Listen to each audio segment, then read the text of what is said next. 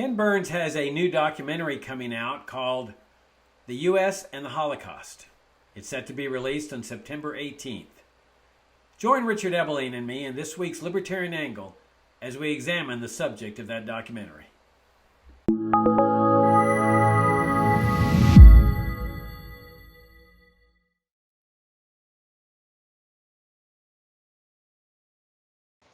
Hi, welcome to the latest segment of Libertarian Angle. I'm Jacob Hornberger, president of the Future of Freedom Foundation, one of the co-hosts for Libertarian Angle. And I'm joined, as I am every week, by Richard Ebeling, co-host of this program and professor of economics at the Citadel. Richard, good to see you again. Good to see you and our viewers and listeners. Yeah, thanks for tuning in. If you're being introduced to FFF through this video, come and visit us at fff.org. Our mission is to present the principled, uncompromising case for libertarianism, the free society. We've got a great email update that we send out every day called FFF Daily. I've been publishing it for, more than 20 years now. And you can subscribe to this YouTube channel. You can check out our books that we sell and that we've published, including my latest book, An Encounter with Evil, the Abraham Zapruder story. And our monthly journal, Future of Freedom, and of course, tune in here to the Libertarian Angle, where we discuss most of the time the critical issues of the day in the context of these pure, uncompromising libertarian principles, which brings up the theme for today's discussion, Richard. It looks like Ken Burns is coming out with a new documentary in a few days here on immigration, and specifically what the United States response was to what was going on in Nazi Germany in the 1930s and then into the 1940s. It's one of the darkest periods in U.S. history, in my opinion. It's really amazing to me that he's tackling it. It's something that I think that U.S. officials and immigration control advocates have wanted to bury for many decades. You and I have written on this over the years, I think probably several times. I remember when I visited the Holocaust Museum in Washington, I was shocked that they had this huge exhibit there about the U.S. role in the Holocaust. It was very, very impressive that they were willing to be upfront about what had happened. And when we talk about immigration controls, of course, FFF has long stood for open borders. You and I co-edited a book that was published by the Future of Freedom Foundation. It's available on our website and at Amazon, called The Case for Free Trade and Open Immigration. And so we've been advocating open borders for, since the inception of FFF, simply because it's consistent with libertarian principles and because it's consistent with moral principles. And as we've pointed out over the years, Richard, along with immigration controls and a system of immigration controls comes death. It's just a logical, natural consequence of this system. People are always going to be crossing borders to seek a better way of life. And so with immigration controls, they end up having to do so illegally and surreptitiously and through means like hiding in the back of tractor trailers where oftentimes they're suffocated, or crossing lonely deserts in the Southwest where they die of thirst, or crossing the Rio Grande where they die of drowning. And always the immigration control advocates say, oh, well, this is not our intention. This is not our intention. But the way I figure it, Richard, is that government programs ought to be judged not by the good intentions of the people that support them, but by their actual consequences. This is a system that comes with death. So it seems to me that anybody who supports a system is knowingly supporting a system that's based on death, that brings death. And one of the best examples of this is what Ken Burns, I think, is going to document in this documentary. That in the 1930s, what a lot of people don't realize is that the Nazi regime was willing to let German Jews escape from Germany, to just leave Germany. And nobody wanted them. The anti-Semitism that characterized Germany, it was not located just in Germany. It was all over the world, including here in the United States. And so the Franklin Roosevelt regime, using the idea of a system of immigration control, said, oh, no, we have the quota system. Now, the quota system was something that had never existed in the U.S. throughout the 19th century. And what it said was that each country under this system of immigration controls, which had been adopted in the later part of the 19th century, early 1900s, each country was allocated a quota. And so Germany had filled its quota. And so we just couldn't let these German Jews come to the United States.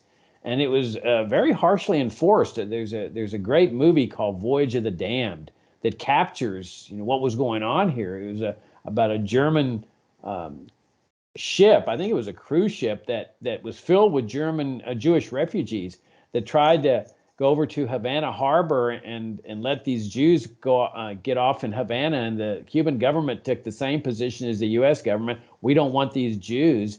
And so the ship captain, who was German, comes up to Miami Harbor, and the Roosevelt administration took the same position. We don't want these Jews. And so they essentially told them, you got to return to Germany, where they were almost certainly facing death. I mean, it's just a real life horror story. Fortunately, some of the countries at the last minute in Europe decided to take them, but the ones that ended up on the continent in Europe ended up dying anyway after the war started. So I think it's great that Ken Burns is highlighting this, Richard, because to me, it's just another aspect of this crooked, corrupt, immoral system of immigration controls. If we'd had a system of open borders where the government could not stop people from coming into the United States, there would have been millions of Jews that would have had their lives saved by coming to the only real sanctuary, and that was the United States. What do you think? Well, what sort of inspired Jacob and me to discuss this today was this forthcoming documentary on the United States and the Holocaust that Ken Burns, who's well known for his documentaries on the Civil War, baseball, jazz. But the catalyst for this was an article that, in fact, Jacob brought to my attention that Ken Burns and a co-author have written and published in the Los Angeles Times, I believe either yesterday or today, in which the theme is to emphasize that they've done this documentary. It's going to be showing soon, but in the context that Americans pride themselves on how great America is, what a good and successful, prosperous, and free country it is. But that it's also important to realize that America is not some utopian nirvana, and that if you look at its history, it has had various episodes of a dark side as well, and that the truth requires Americans to be proud of where America has represented ideals, principles, opportunities, but to face up to its errors and mistakes of the past. I don't know Ken Burns's politics. I would doubt very much if he holds a classic liberal or libertarian view, such as Jacob and myself and many of you hold. But he talks about several instances. He talks about, for example, the blemish of the Civil War. He talks about the emergence of these immigration restrictions, both before and certainly after the First World War in the United States. And then this episode in which German and other European Jews found it virtually impossible to come to the United States. But the important theme here is that if we look at each and every one of these instances, including this one on the fate of Jews and their suffering in the Holocaust, who might otherwise have been able to find a shelter in America, the root of it all has to do with government regulations, interventions, and restrictions. Was there racial prejudice in the Old South before the Civil War? Obviously so. But what enabled that prejudice to take a form of not just personalized discrimination or dislike, but actual human enslavement, the institution of the state? What if the government of those southern states, I'm in South Carolina, had practiced the words preached in the Declaration of Independence, that all men are created equal with equal rights philosophically and certainly as protected by the law? It would have been very difficult for Southern plantation owners and others to be able to justify, rationalize, and have legally enforced their enslavement of other human beings if the state had not fostered, cultivated, and in fact made it inescapably possible. Then immigration restrictions. we were basically a country without immigration restrictions through virtually most of the 19th century. Whether you were rich or poor, if you could scrape the money together to board a ship, first old-fashioned sailing ships, later, steamships, and you could get across the Atlantic. You landed in America and you didn't need a visa, you didn't need a passport, other than the customs agents being concerned with whether you had a communicable disease and the like. You just got here and you could make a new home, a fresh start, make this a land of opportunity for yourself with effort, determination, discipline, and always, of course, a bit of luck. The first immigration laws came in and they were against the Chinese and the Japanese, imposed in the 1870s and 1880s. Japanese and Chinese immigrants were coming to the U.S. first to help build the transcontinental railway in the second half of the 1860s, and then began entering agriculture in California or competing for jobs. And prejudices served as the avenue to basically impose immigration restrictions for the attempt to limit the market competition of others who were in various comparative ways more effective and efficient, and could work and were willing to work for less than, quote, the white American was. And that was rationalized by saying, oh, the yellow peril, oh, they're going to bring their drugs and destroy American youth. The Samuel Gompers, the head of and founder of the American the American AFL, excuse me, Federation of Labor. He used that rationale that to limit competition in the market, let's rationalize that these people would undermine American culture and the purity of American youth. Fast forward to the latter part of the 19th century and beginning of the 20th century. Many immigrants were coming from Eastern or Southern European countries. And there was this fear that, oh, these are inferior European stock. Poles, Italians, Russians, Jews, Romanians. Oh, and they don't have the intelligence, they don't have the culture, they don't have the self-discipline of real Americans. And then, of course, as in fact Burns and his co-author points out in this piece, this was then rationalized and justified on the basis of this pseudoscience of eugenics, which emerged in the late 19th century. Well, we breed animals, right? We know there's inferior stock, better stock. Well, if we breed animals, wouldn't it make sense to maybe breed people, have a master race, and we could weed out the bad types and only have the good types? Well, how do we assure that only the good ones breed? Well, that was the notorious existence in the early decades of the 20th century of forced sterilization, which even the Supreme Court upheld in the 1920s, that states had the authority to do this involuntarily, surreptitiously, to literally thousands upon thousands of people, that people in different parts of the United States had defined male, female, white, but especially non-whites as inferior types. We prevent them from breeding and we assure our stock. And I should mention, and Burns points this out too, that in the 1920s and 30s, as the National Socialists, the Nazi movement, was gaining momentum and then came to power in Germany after 1933, where did they look for some of the legislative guidelines to impose the race laws in Nazi Germany? And in fact, they turned to the United States on these themes.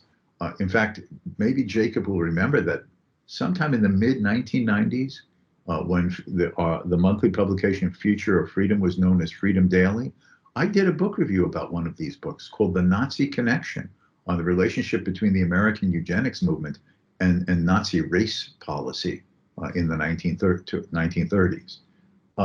But then, as an element of this, in the 1920s, following the First World War, there was this huge imposition of immigration laws, particularly against Eastern and Southern Europeans. Keep the Poles out, the Italians out, the Russians out, the Jews out.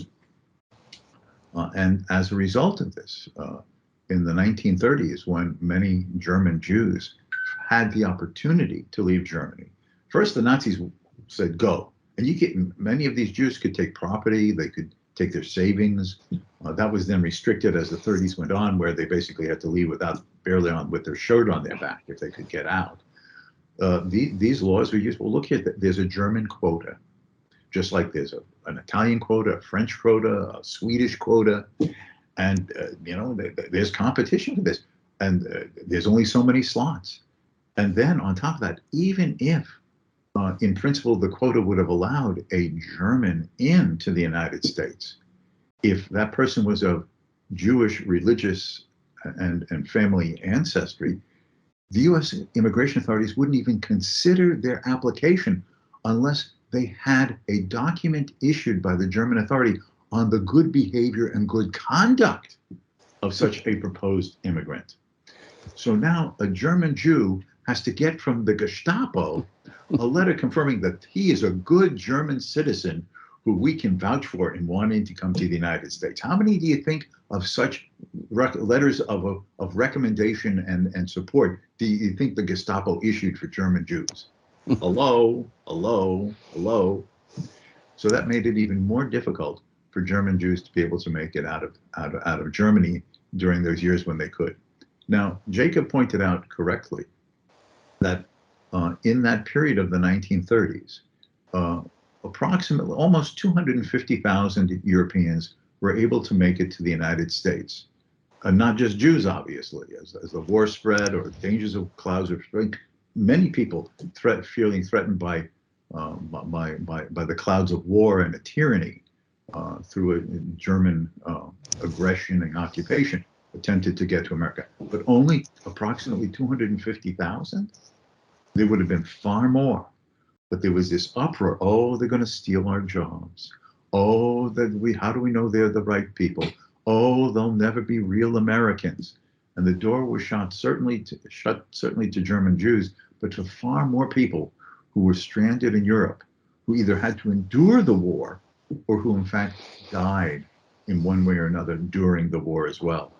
So American culpability in the loss of lives and leaving people in the clutches of a terrible tyranny and the agony of it and imprisonment and torture and death lies at the steps of the White House and its then occupant Franklin Delano Roosevelt. That's an excellent synopsis. I'm really glad you brought up the eugenics movement because it really is one of the most shameful periods of American history. It was being done largely by the state governments, but certainly upheld by the Supreme Court. And they would take these people who were not very well educated, sort of redneckish, lived out in the backwoods, and considered them inferior, and would herd them into these institutions where they would just forcibly sterilize them to make sure that they would not have more children like them. And it really did serve as a basis for the Nazi regime when they were over there figuring out how to create this master race. They were pointing to the U.S. eugenics movement, and the U.S. was proud of this movement. I mean, it's absolutely shocking. The other thing, as you were talking, Richard, it was hitting me that you just can't have a system like this of immigration controls because you can't trust people with this kind of power. That you can sit there all day long and say, oh, well, I didn't want this to happen. I wouldn't have wanted it to happen. I would have never favored it. But as soon as you put this kind of power into human beings, you have to recognize the possibility that it's going to be used wrongly, and which is why you don't ever want to put this kind of power in. I mean, we know that our American ancestors had their faults. I mean, the biggest one, the founding principle that was so horrific, obviously, was slavery. There were others, but there were some really good founding principles in this country. I mean, no Social Security, no Medicare, no welfare state, no Pentagon, CIA, NSA, mass secret surveillance, torture, assassinations, and the like. No drug war. But one of the best founding principles of all was no immigration controls. As you pointed out, people could just come here. I mean, yeah, there was that cursory tuberculosis inspection or insanity inspection at Ellis Island, but in the American Southwest, where I grew up on the Texas-Mexico border, after the Mexican War, there was open borders there completely. There was not even a tuberculosis check. There wasn't any check at all. I mean, this had been the northern half of Mexico, so it made sense that you just keep the border open. But that's the way it was. And it's impossible to know how many people throughout the 19th century who came over here would have died where they were. But it had to be a large percentage because they were fleeing starvation, they were fleeing war, they were fleeing privation. I mean, it's just, it boggles the mind because there was nothing U.S. officials could do about it. No matter how prejudiced they were, when a person came over, tough luck. If he was Jewish, if he was black or Chinese or Japanese, they had no authority to stop them from coming. It's a remarkable system. Um, but once you install this system that says, well, now we're abandoning that founding principle. Now we're going to have a system where government controls are going to be put in place, where there's really going to be central planning. I mean, that's what immigration controls are and quotas and so forth. They're central planning, which is a core feature of socialism. The America's system of immigration controls really is a socialist system because you've got this board of commissars, whether they're politicians or bureaucrats, that are planning the movements of millions of people in a very complex labor market, but also a refugee market. And it just cannot be done. It's what Friedrich Hayek called the fatal conceit of the planner. You cannot plan this kind of system. It's too complex. And he's over there deciding how many allocations to each country, like Germany, what the credentials are going to be, all the other things that go into determining who's going to come in. And inevitably, you're going to have abuse. If not abuse, you're going to have horrible errors. I mean, let's give them the benefit of the doubt and just said they were all innocent, that they loved Jews, but they just really had this quota system. Well, you still have the same results. You've got millions of people that died that didn't have to die. That if this had happened in the 19th century America, they wouldn't have died. They would have just come over. Government officials couldn't have touched them, and that their lives would have been saved. And so that's why you cannot afford to have a system like this, where you're vesting power in government officials, central planners, to do the right thing, because inevitably you're going to have death of innocent people coming with it. Yeah, you had mentioned in your opening comments about this movie, The Voyage of the Dam. I highly recommend this movie to our viewers and listeners. It stars Faye Dunaway, the American actress Faye Dunaway, the British actor Malcolm McDowell, and the internationally well-known Swedish actor Max von Sydow. And it is based on a true story that in, I believe it was February or March of 1939, the German government allowed a cruise ship, the St. Louis, to take on board literally hundreds of German Jews, some of whom had been imprisoned already in concentration camps. But the world could have Germany's Jews. And this was a propaganda stunt for the Nazis to show that for all the hand-wringing, the German treatment of the Jews, the world doesn't want Jews. It was an hypocrisy. So the ship sailed to Havana, Cuba, where initially arrangements had been made for virtually all of the German passengers on the ship were to have approved documentation to take refuge in Cuba. And basically, the Cuban authorities wanted bribes, and there were political pressures, and they were turned away finally. The ship had to leave Havana Harbor. And on the return trip to Europe, it was just outside the 3-mile limit off Miami, Florida. The passengers stood on the deck and watched, could see the lights of the Miami Beach skyline as it existed then. And the ship was informed by the U.S. Coast Guard that they would be in breach of international law if they entered the 3-mile limit and attempted to land without U.S. permission, and permission was denied. So the ship had to return to Europe. there were a number of Jewish refugee and related organizations that were trying to find something to be done. And as the ship was reaching Europe again, into the English Channel, an arrangement was made for many of these German Jews to be taken in as refugees in Belgium and France and Great Britain, the Netherlands. But as you correctly pointed out, a very good number of them who had been given this asylum, if you will, in Holland, in Belgium, and France, before the ship then returned to German waters, many of those ended up still dying at German hands because they fell into their control as the lowlands in France were occupied in 1940. I don't remember the exact numbers, but at the end of the film, before the credits are shown, they give these numbers of how many were able to disembark one way or another, but how many on the continent, as you were pointing out, did not survive by the end of the war anyway. A picture is worth 1,000 words, and the story from the other things I've read is fairly accurate, and so I highly recommend this movie. It, in fact, it is streaming for free now on Tubi, T-U-B-I, Tubi streaming service, and you could watch it right now. It's A Voyage of the Dam. I highly recommend it. Yeah, I really hope that Ken Burns goes into that thing because it's so moving. I mean, my recollection is that when the ship was there in Miami Harbor, there were Havana Harbor. Havana Harbor. There were family members of some of the people on the boat that were in little boats surrounding the ship. Right. And they were saying hello to each other and stuff. And there was tears that please let them off, please let them off. And they said no. And so the ship starts taking off. You can imagine how the family members were feeling in these little boats. And then to come to Miami, I mean, it's shameful for U.S. officials to say no to what was it, Richard, 100 or so, or a couple hundred refugees?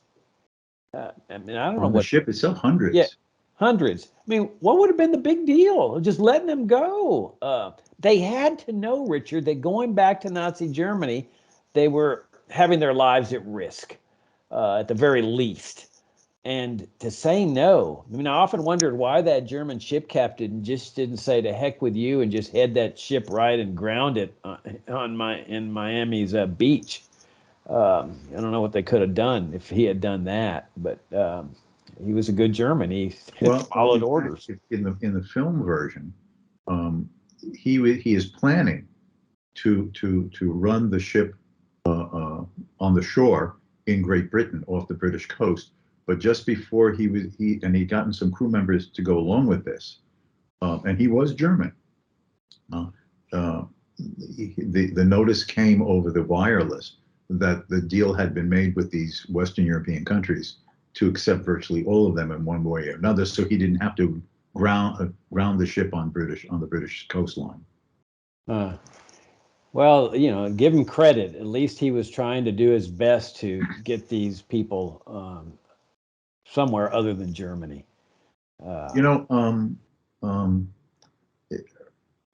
In early 1939, I quoted this extensively in one of the articles that I wrote a while back for one of the monthly issues of Future of Freedom.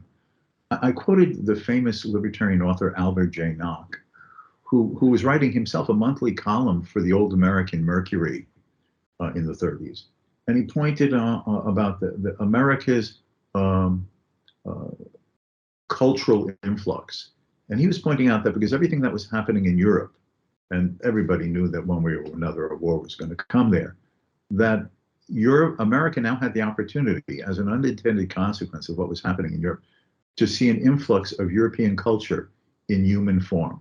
Scientists, doctors, academics, skilled professionals who were attempting to come to America. And that this would be a test of how America viewed what was going on in Europe and its own history.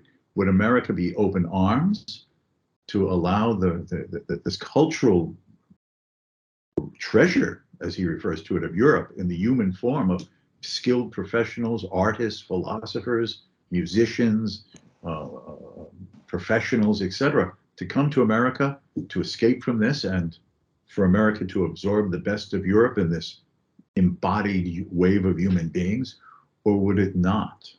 And unfortunately, the reality was that while America allowed some in, the door was closed to far too many. Yeah, let me look up the title of this Ken Burns documentary.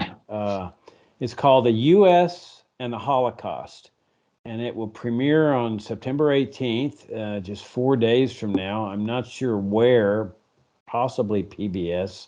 Uh, but in any event, it's got to be good, Richard. I remember watching Burns's documentary on baseball, which is what caused me to fall back in love with baseball. On his Civil War, his documentary on the Civil War was fantastic. I never saw the one on jazz, but I got a feeling that this one's going to be a big one, a really well done one, and that it's going to cause, hopefully, a lot of people to do some soul searching on what happened here and why it happened, and possibly even question the system of immigration controls that really are an abandonment and rejection of one of the best founding principles of this country, and that was open And if I could immigration. just add a footnote here to bring this up to date.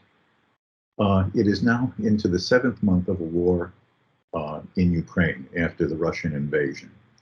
And I think all the viewers and listeners will recall that when the Russians were making these huge advances at first, particularly towards the capital of Kiev, there was this massive outflow of refugees from Ukraine to Europe, both Eastern and Western Europe, in the millions. America said, yes, we have to give support. We have to, have open arms to these. Virtually none of these Ukrainians attempting to escape from the scourge of war and occupation have been allowed into the United States. Oh, it's a long immigration process. We have to have the right documentation. So whereas Germany, France, Poland, Romania, Italy have taken over 5 million, if I remember the numbers correctly, over 5 million, America has taken barely a few hundred. The hypocrisy in this is deafening. That's a great point. Absolutely great point. Oh, we love you, and so we're going to send you all kinds of weapons that'll extend this war and kill even more people. But we just don't love you well enough that we want you to come and live within us, within our country. Not that much love. All right, Richard, we're out of time. We wrap things up. Again, if you're new to FFF, come and visit us at ff.org. We've got these kind of articles that we've been publishing for 32 years or so. We've got that great book, The Case for Free Trade and Open Immigration. And of course, we got our FFF Daily and other books we've published, and this YouTube channel and our Libertarian Angle. So, Richard, as always, it was great to talk about this subject with you, and I look forward to talking to you next week. Until next time.